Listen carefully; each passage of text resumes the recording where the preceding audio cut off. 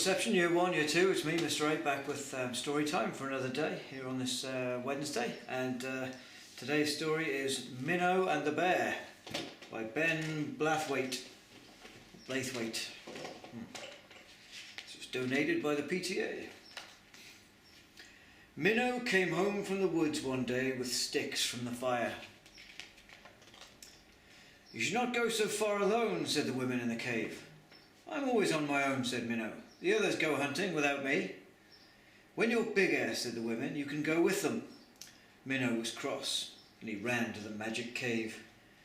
"Is there a spell to make me big and strong?" he whispered to the cave.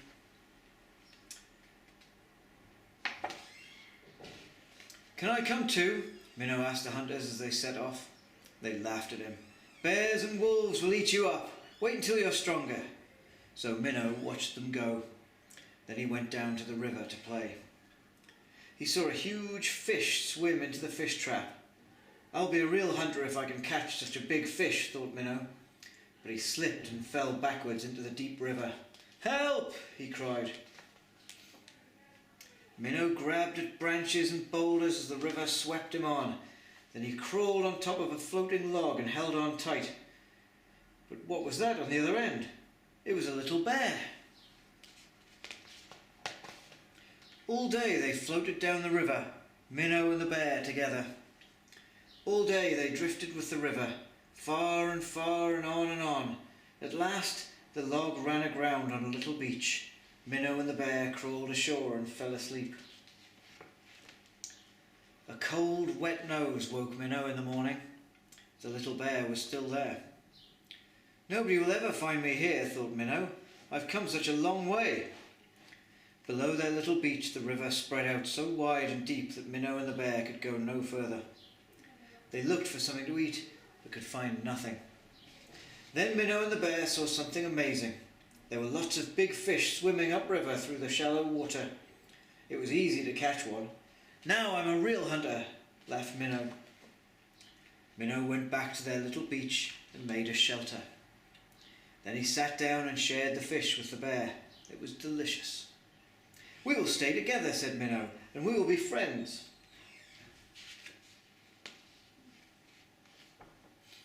The sun rose, the sun went down, the days passed by one, and bit by bit the boy and the bear grew big and strong.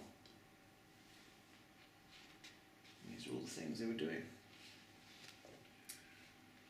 But one morning a cold wind blew. The fish had vanished from the river and there was ice. Minnow knew it was time to go home. "If we follow the river back the way we came," he said, "then one day we will reach the great waterfall in the caves beyond." So Minnow followed the river upstream, and the bear went too. On and on they went.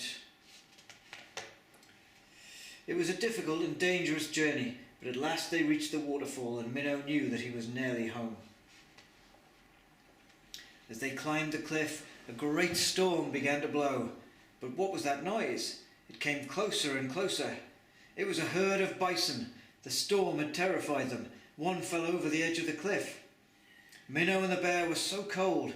"Look," cried Minnow, "a tree has been struck by lightning. The fire will save us." Minnow and the bear slept safe and warm as the winter storm blew all around. In the morning, the whole world was white with snow. "Come on," said Minnow to the bear. "We're almost home." "It's me," cried Minnow when they reached the caves. "It's me, I'm home." But something was wrong. "What's the matter?" he asked. "The hunters have been gone many days," said the women gloomily. "We have no food. The storm blew out our fires." "Don't worry," said Minnow. "Follow me." And Minnow led them back to where the bison fell. But when they reached the foot of the cliff, they couldn't find the bison anywhere. Perhaps he had imagined it all. But look! The bear had found the bison under the snow. "Minnow and the bear have saved us!" everyone shouted. On the way back to the caves, Minnow found a few embers still glowing in the ash of his campfire. That night the hunters returned. They had found nothing. Nothing at all. "Don't hurt the bear," said Minnow. "We are friends." The women told them how Minnow had brought food and fire to the caves. Later there was great feasting and storytelling, Minnow was a hero. You can come with us as often as you want, said the hunters to Minnow, but that bear will look after you wherever you go. So Minnow wandered far and wide, never lonely, never scared, the big strong bear there at his side. Well, that was a nice one. Anyway, that's it for today.